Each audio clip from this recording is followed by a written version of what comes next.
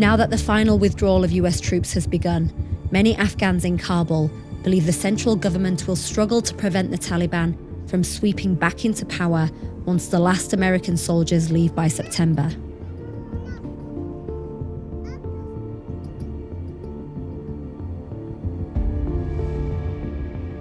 We wanted to see what Afghanistan could look like under the Taliban's rule and managed to negotiate rare access to an area just west of Kabul, controlled by the extremist group. More than 50% of the country is now controlled or contested by the Taliban, with over 70 districts fully held by the group, and that number is only growing. This is Wardak Province, a strategic area in central Afghanistan that is the gateway to the country's capital. And we're driving along a dangerous stretch of roadway called Highway 1, which connects Kabul to Kandahar, the birthplace of the Taliban. We're just crossing from the government-controlled side of Kabul into Taliban-controlled territory. And the farmers and the factories that are here, all their taxes are paid to the Taliban as well. We're in a very small local car so that people don't notice us. For our safety, we smuggled ourselves deep inside the region by dressing like locals. I've been told to wear a traditional Afghan burqa, a religious covering the Taliban requires women to wear outside the home. Look, this is huge. Every few meters, there's a massive crater where there's been an attack or a road bomb. It kind of gives you an impression of just how much fighting there has been here. Here's one, here's a crater. There's another one. From here on out, we were reliant on a small group of fighters to guide us on the tour. No contact with our security team in Kabul was permitted while we were there. Once we entered the village, I was told I could remove the burqa and put on the hijab. This village that we're in now is a stronghold of the Taliban in the area and is one of the most important places in this province. It's from here that a lot of the communication and the coordination takes place for Taliban movement. Okay, we're about to meet some Taliban fighters who are still actively engaged in battle with Afghan forces. You can hear his Quranic verses playing in the background. They've come with their ammunition, and I can see one of them also holding an RPG.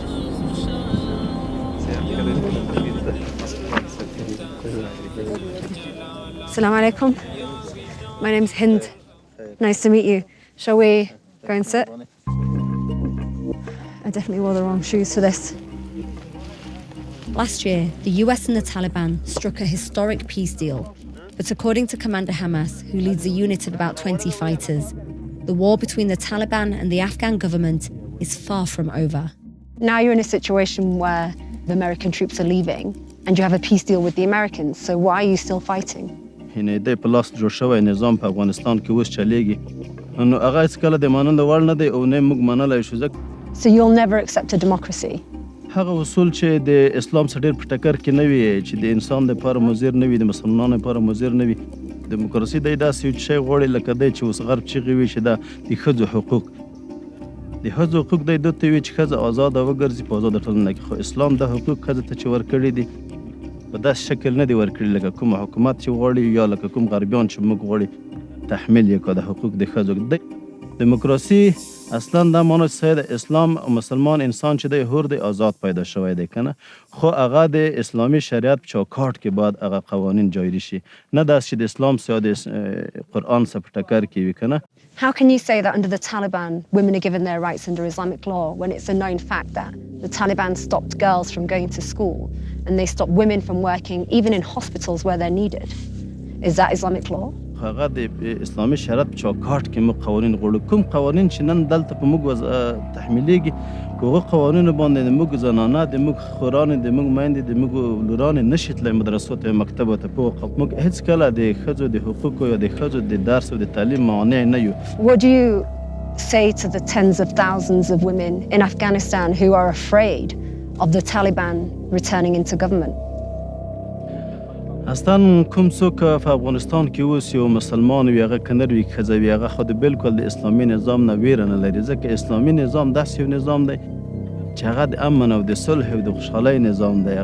هېڅ داسې پیښه نشته چې په اسلامي نظام کې د یا ښځه په دې وډار شي چې ما حقوق ضایع کېږي یا د نر په دې وډار شي. انشاءالله د ټولو حقوق به بالکل خوندي وي داسې په امن کې.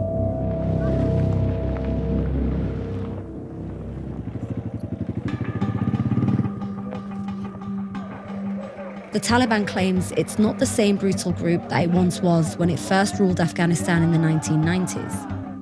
But videos posted to social media over the last few years tell a very different story. In areas under Taliban rule, the group controls society using extreme interpretations of Islamic Sharia law. The Taliban punishes thieves by cutting off hands, publicly flogging people for committing crimes, and stoning to death those who are found guilty of adultery.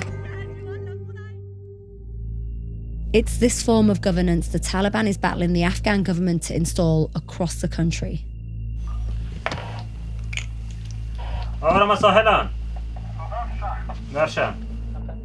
Upon arriving in the Tangi Valley, we were escorted to a safe house where fighters were planning an attack on government forces about a kilometre away on the main road.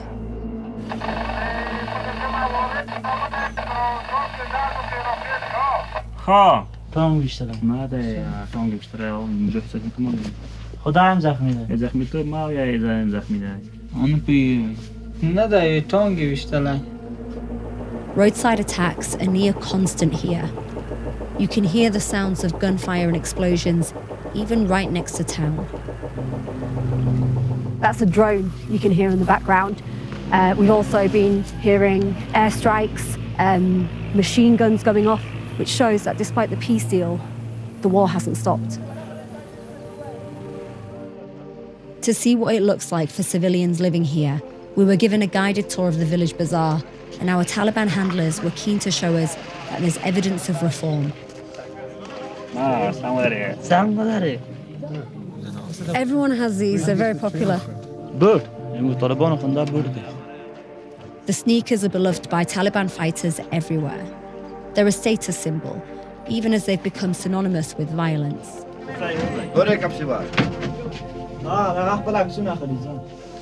Smoking cigarettes was once banned by the group, but some civilians smoke openly without fear of punishment. The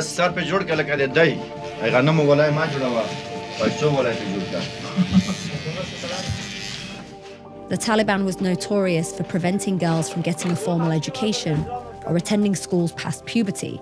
Now they say girls are free to attend schools and men are allowed to play some sports. While this might be what the Taliban wants the world to see, some aspects of life haven't changed. There are few women to be seen, access to information is limited, television and music are banned, and strict social codes are severely enforced. But the cornerstone of the Taliban movement and its political goals has always been the creation of an Islamic state based on a fundamentalist interpretation of Sharia law, a type of Islamic law enforced by ad hoc courts.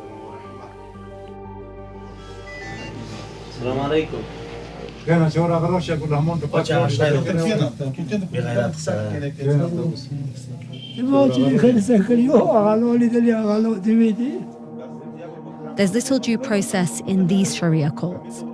Disputes here are settled by mobile justice, and in some cases, Taliban commanders who have the autonomy to carry out punishments how they see fit.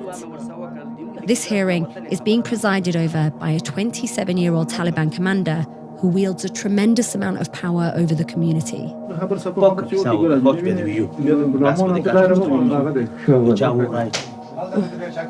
He just smacked him. What you're seeing right now is pretty much a Taliban court. You have in front of me is a local Taliban commander talking to somebody who's been accused of stealing. I've just seen him smack him on the head. People have been coming in and out throughout this hearing. They're drinking teas. It's a very informal setting. Even though the Taliban's justice system may be medieval, the punishments might be medieval, it might be unfair, they might not have lawyers, at least there is a perception that justice is being served here, and that plays into the Taliban's hands.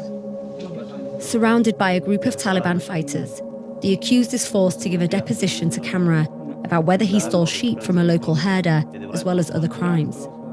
He's been sitting in Taliban jail since his arrest and has no representation at this hearing.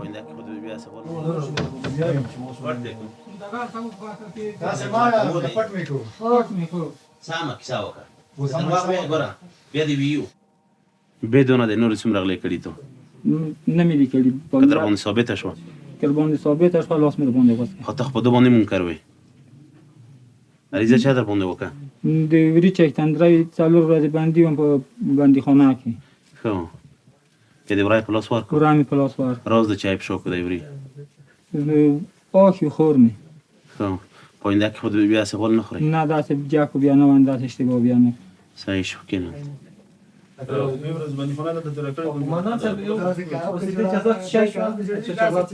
دو جزا یا د لاس متول یا بازار کې په درو ویلي This was only the initial hearing, and the commander tells us that his final punishment will be determined by a mobile judge who will travel to Wardok to deliver the sentencing. Either a lashing in the public square or his hand will be cut off. It may seem brutal, but this kind of swift justice does have some level of support among civilians because it's seen as less corrupt than the Afghan government's judicial system.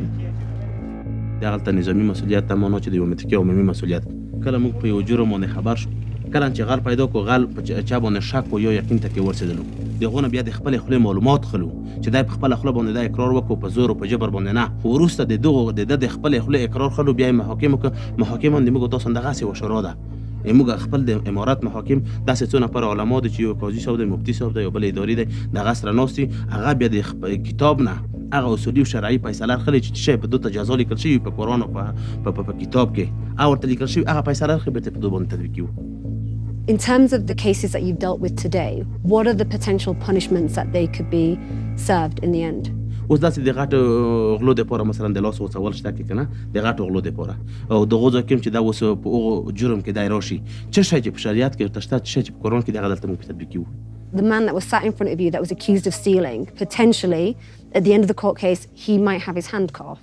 هغلته د دوی خپل اصول او طرز العمل شته نو انشاءالله خود شته ولې نه فقط قرآن او شریعت تطبیق کیږي خلاص Human rights organizations would look at this scene and see men who don't have representatives, who don't have anybody putting forward their case, who have people who don't necessarily have the judicial or legal experience to be able to be handing out punishments, deciding the fate of an individual. And they would say that that isn't justice. What would you say to them? نو دا سوال احمقانه دی موږ هر زده کړه موږ هر عمل موږ هر کردار د موافق او مطابق د قرآن او د شریعت دی اضافه نور هیڅ شی نشته کې So is this the justice system that you would like to see implemented in Kabul and across Afghanistan? نو دا خو عملی دی په دوی کې شک نشته هغه ساحې چې د امارات کنټرول لاندې دي اسلامي امارات کنټرول لاندې په هغو کې په قطعا دغه د قرآن او د شریعت غږ دی او همدغه عملي کول نور هیڅ شی نشته کې Would you consider bringing back stoning if you were to be in government? Is that something that you would do for adultery? دغه زنا دپاره بالکل جزا شته اګ سنګسار و که کومه جزا چې په شریعت کې ورته مطابق دغه حال سبا کتل کېږي دغه د سن سبا کتل کېږي دغه د بخش دي کې ټول کې ذکر دي کوم شی چې په قرآن او په شریعت کې ورته کومه جزا و هغه جزا مطابق د جزا سره دغه شته دی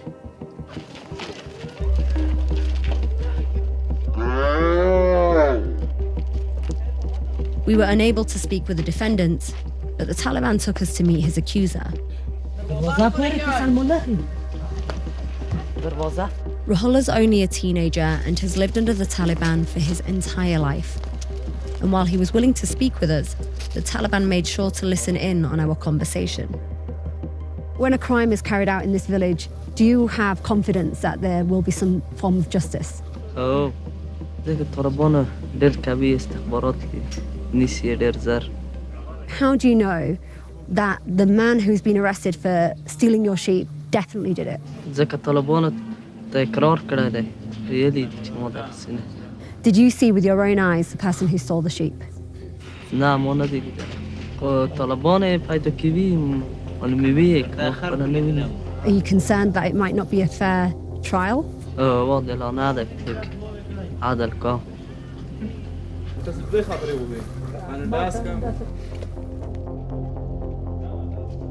The interview was abruptly stopped by our handlers, who were growing increasingly uncomfortable with our presence and preferred we see evidence of their military achievements.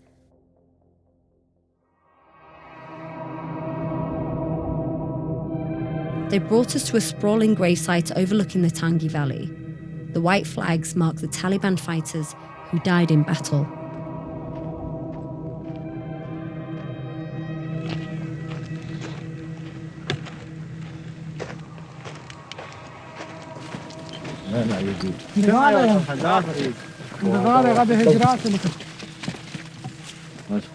خدای دې په ورحمېږي یا الله ملت چې پیدا ورسې ورته نصیب کړي خدای دې مغفرت ورته وکړي خدای دې عزیز والدین پکې خوشحاله وي یا الله دې برکت موږ باندې واچوي.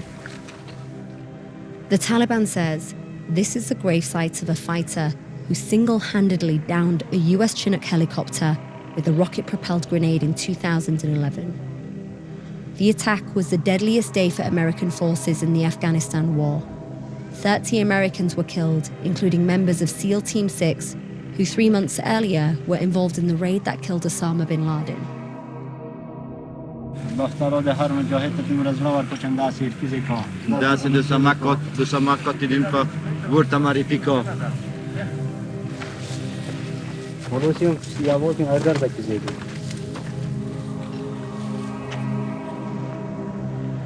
Over the last 20 years of war, more than 2,300 Americans have been killed in battle, while an estimated 170,000 Afghans have died. Now that the Taliban is closer than ever to regaining power, continued bloodshed is no obstacle to their resolve. They've escalated their attacks against the Afghan government and were eager to show us the guerrilla tactics that have served them well in the past. What is this? دا باروت موږ خپل مواد ده دا اوس مان جوړو بام جوړو دا ډېر ما کوي مواد دي چې تل په جوړ وکړه خلک ټول سخت کوي ګنګس کیم لکوي. So the Taliban and the United States have an agreement right now. If that's the case, why are you making explosives? نو موږ هغه حکم خلاصې ته په دوه کې خوشاک نشته خو هغه نو ورسته دغه چې کوم افغان حکومت یې دلته د افغاني یو دغه عمله هغه تر اوسه پورې دغه موافقه ته نه درسیدلی نو دغه په خاطر چې دغه موافقه ته ونه رسي دغه جنگ دوام لري ان شاء الله خو مخه به نور کارونه هم لري. When was the last time you planted one of these? درې چالر سپیکیږي دوه درې 14 تنه د موږ دغه نو ان شاء الله. Who was it targeting? افغان دولت باندې په مقام کې بم کې جوړ کلم کې کولا مخستان دای پراغل دتنم پټاو ور کلم هغه ته اسمون ته پورته کړ کا برق ته ماده شول چې برق ورکه کې کله کاتار شغه ته موږ مېنه کېدو چې بم جوړ کړ د افغان دولت په دې دم کارواله دې په دې لار کې مرسیره. What would make you put all of these guns down? What would make you stop fighting? موږ د مشرانو امر ته په انتظار کله چې د موږ ته وی چې نور په افغانستان کې اسلامي نظام د حاکمیدو په حالت کې دی موږ بالکل آماده یو د چې وسلې کېدو خپل اسلامي نظام کې خدمت وکړو خپل درسونه یو خپل اقتصاد جوړ کړو خپل فامیل سره خوشاله ژوند وکړو. موږ جګړه تحمیل شوې ده نو همیشه موږ جنگ نه غواړو چې موږ ملک آزاد شي اسلامي نظام موږ ولرو موږ خوشاله شو په آرام ژوند وکړو. خدای موږ بریا ده بالکل موږ بریا ده موږ فاتحانه توګه کابل ته ان شاء الله ننوځو.